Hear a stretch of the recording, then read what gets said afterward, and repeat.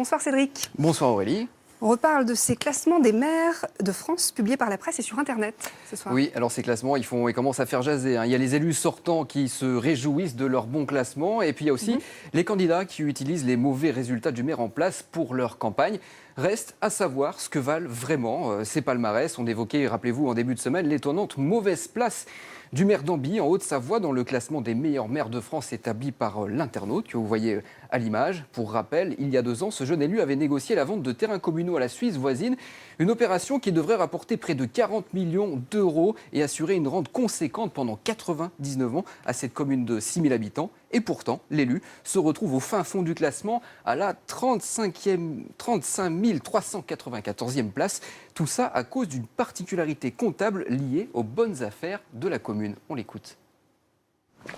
Nous avons de l'autre côté de la frontière des terrains, les communes d'Amby, pour lesquels nous avons touché des arts il y a quelques années et pour lesquels nous avons signé une promesse de vente à hauteur de 110 millions d'euros.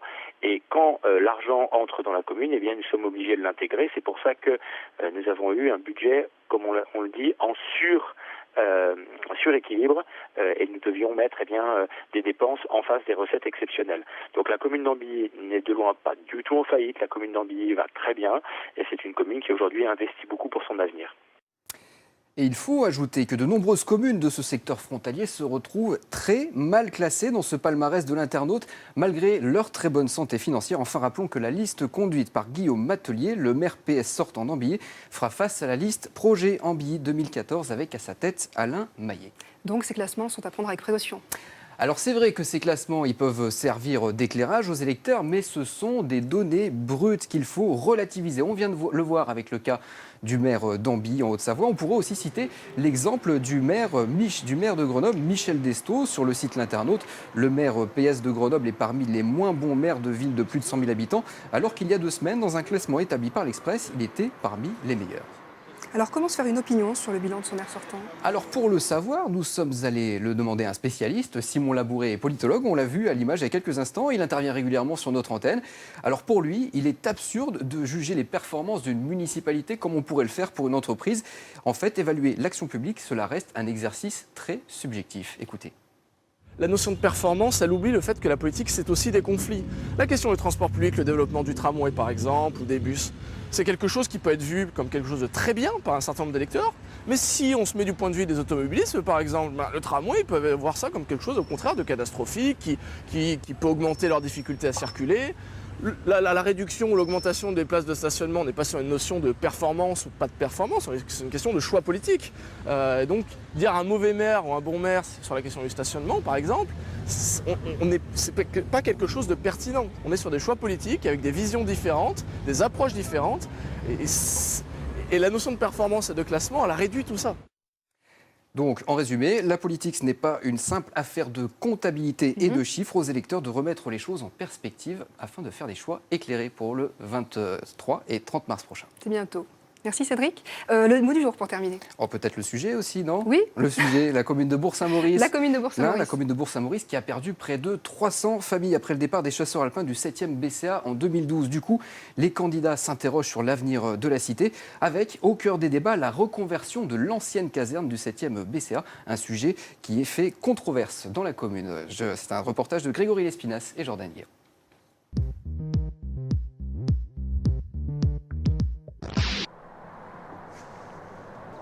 C'est le dossier qui passionne les candidats. À Bourg-Saint-Maurice, une zone de plus de 10 hectares laissée vacante par le départ des militaires du 7e BCA.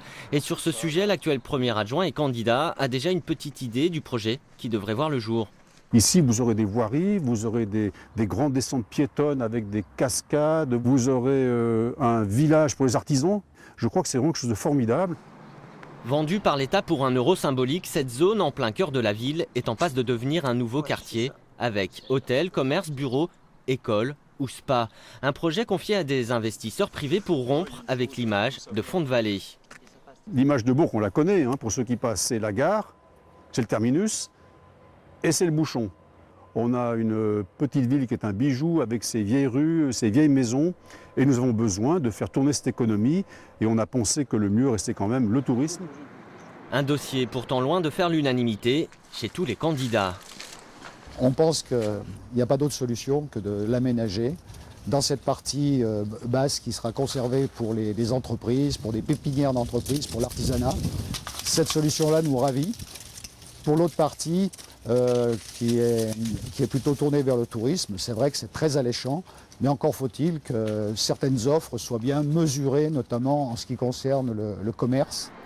À l'heure de la campagne municipale, certains dénoncent donc un chantier qu'ils jugent trop pharaonique pour une ville déjà endettée à hauteur de 4 000 € par habitant. Un projet qui souffrirait d'une activité trop saisonnière pour être rentable.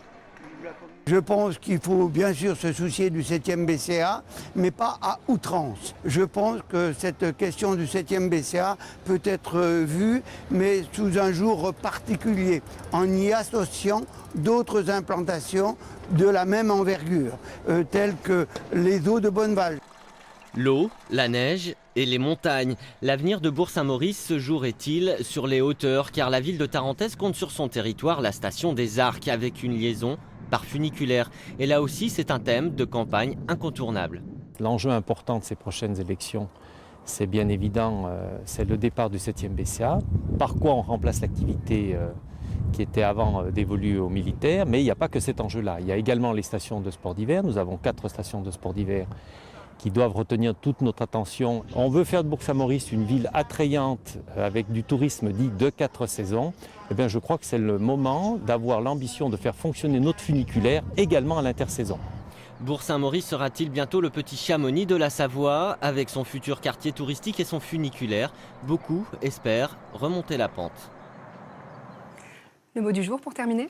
Et le mot du jour ce soir, ce sera triangulaire. Sylvie Bosquero revient sur cette notion politique à géométrie variable. Regardez. 3 côtés, 3 sommets, le triangle, figure emblématique du théâtre de boulevard, de l'orchestre philharmonique et de l'élection à 2 tours, sauf la présidentielle. Au rayon électoral, les acteurs du triangle sont tous ceux qui ont fait au premier tour au moins 10% des voix. Les 3/4 du temps, ça donne une triangulaire, voire une quadrangulaire. Évidemment, en imaginant le pire, on pourrait se retrouver avec 8 qualifiés au premier tour, auquel cas la figure serait octangulaire et le foutoir généralisé. Une honte. 3 candidats au second tour, 2 en tête, 1 en queue, et dans le lot 2 mules qui ne veulent rien lâcher. Le vaudeville tricote le mari, la femme et l'amant, voire le scooter. La triangulaire électorale oppose 3 listes qui se détestent, mais dont 2 se détestent plus. Elles finissent par se neutraliser mutuellement dans les urnes, à la grande satisfaction de la 3e liste, qui compte les points et récupère l'écharpe, le mandat et même quelquefois le sourire de la crémière.